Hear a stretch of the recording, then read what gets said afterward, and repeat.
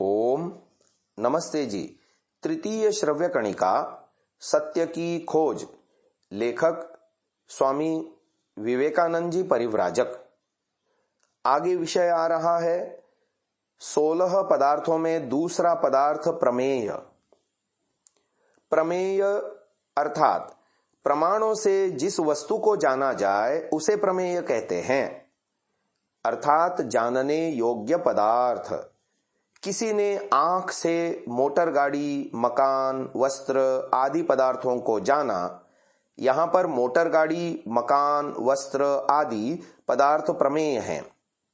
यूं तो संसार में प्रमेय अर्थात जानने योग्य पदार्थ असंख्य हैं, परंतु सबको जानना संभव नहीं है।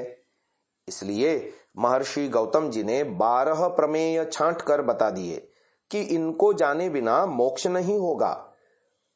इन 12 प्रमेयों को जानना आवश्यक है। वे 12 प्रमेय इस प्रकार हैं: आत्मा, शरीर, इंद्रियां, अर्थ अर्थात रूप, रस, गंध आदि विषय, बुद्धि अर्थात ज्ञान, मन, प्रवृत्ति अर्थात कर्म, दोष अर्थात राग द्वेष आदि, प्रेत्य भाव अर्थात पुनर्जन्म, कर्मों का फल, दुख और मोक्ष। अब 12 प्रमेयों का संक्षिप्त परिचय बताते हैं। न्याय दर्शन में इनकी सूत्र संख्या 1, 1, 10 से लेकर 22 तक है। प्रथम है आत्मा। इच्छा, द्वेष, प्रयत्न, गुण वाला होना, सुखी दुखी होना और ज्ञान वाला होना। इन लक्षणों से जो पदार्थ पहचाना जाता है उसे आत्मा कहते हैं। वह आंखों से नहीं दिखता। इन लक्षणों से अर्थात अनुमान से जाना जाता है। दूसरा है शरीर,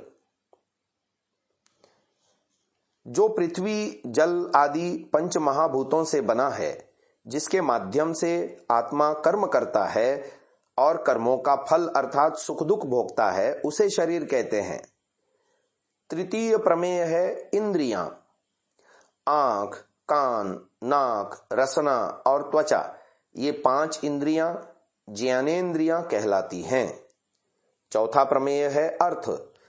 रूप, रस, गंध, शब्द और स्पर्श, ये 5 इंद्रियों के विषय हैं। इनको अर्थ कहते हैं। इनको ग्रहण करके इंद्रियां मन तक पहुंचा देती हैं। पांचवा प्रमेय है बुद्धि। बुद्धि शब्द के अनेक अर्थ हैं, परंतु इस प्रसंग में बुद्धि का अर्थ ज्ञान है। इसे उपलब्धि भी कह सकते हैं, अर्थात बुद्धि, उपलब्धि और ज्ञान, ये तीनों शब्द समानार्थक हैं। छठा प्रमेय है मन। मन एक समय में एक ही काम करता है। या तो ज्ञानेंद्रियों के साथ जुड़कर ज्ञान प्राप्त करेगा या कर्मेंद्रियों के साथ जुड़कर उन्हें क्रियाशील करेगा। मन की गति बहुत तीव्र होने से अनेक बार ऐसी भ्रांति होती है कि जैसे हम अनेकों कार्य एक साथ कर रहे हों, जबकि वे एक साथ नहीं होते।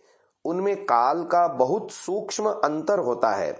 जैसे टेलीविजन देखते समय या बातचीत करते समय देखना, सुनना, हाथ पैर हिलाना इत्यादि।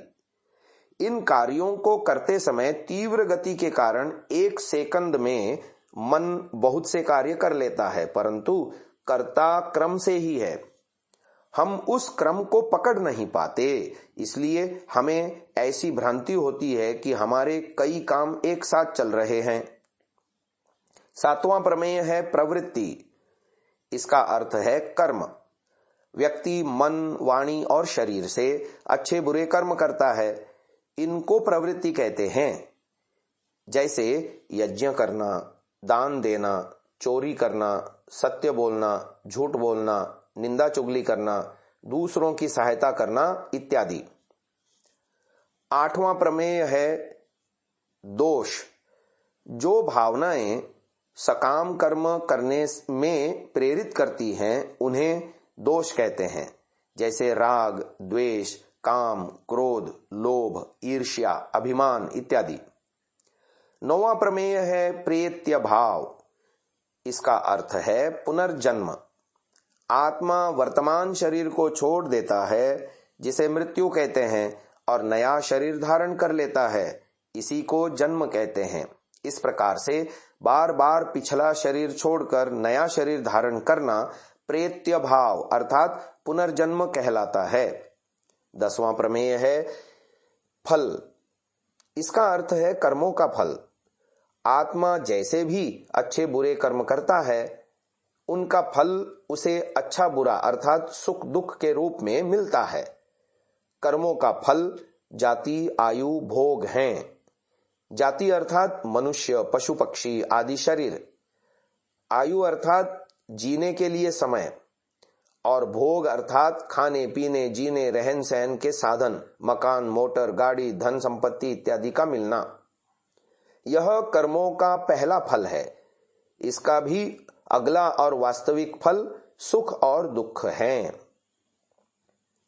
11वां प्रमेय है दुख। जो अनुभूति हमें पसंद नहीं आती, जिसे हम नष्ट करना चाहते हैं, जिससे हमें परेशानी होती है, उसका नाम दुख है।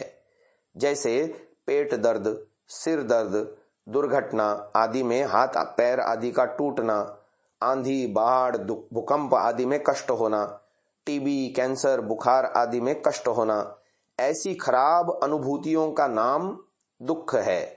इससे सब प्राणी छूटना चाहते हैं। 12वां प्रमेय है अपवर्ग। इसका अर्थ है मोक्ष। मोक्ष में सारे दुखों से आत्मा छूट जाता है और ईश्वर के उत्तम आनंद को प्राप्त करता है।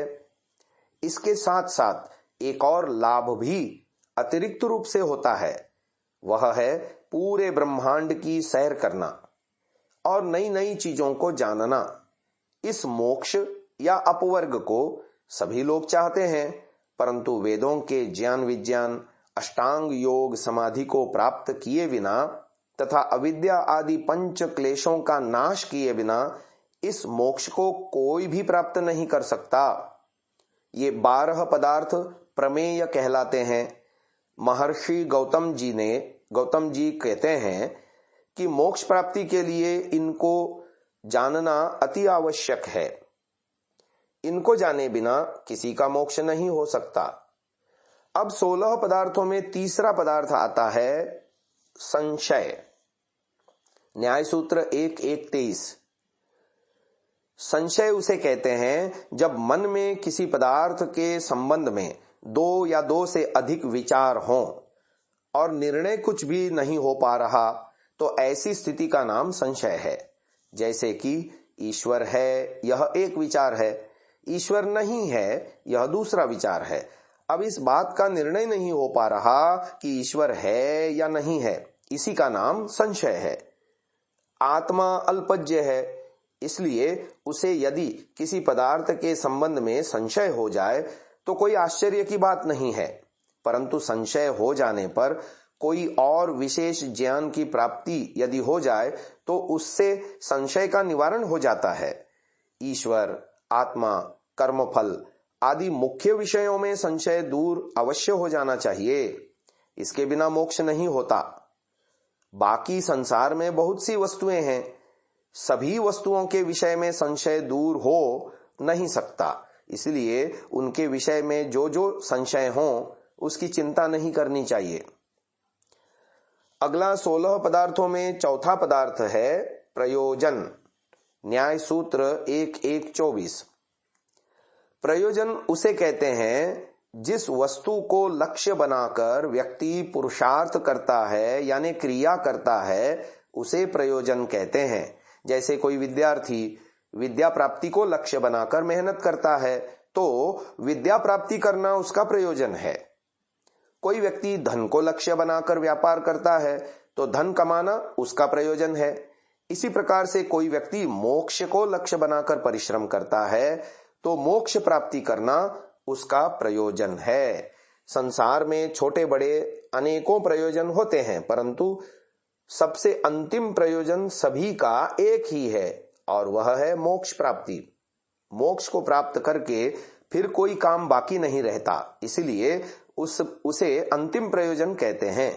क्योंकि मोक्ष में आत्मा के सारे दुख समाप्त हो जाते हैं और उसे ईश्वर के पूर्ण आनंद की प्राप्ति भी हो जाती है। आज की श्रव्य कणिका को यहीं विराम दे रहे हैं। अगला 16 पदार्थों में 5वां पदार्थ दृष्टांत कल की श्रव्य कणिका में सुनिएगा। ओम।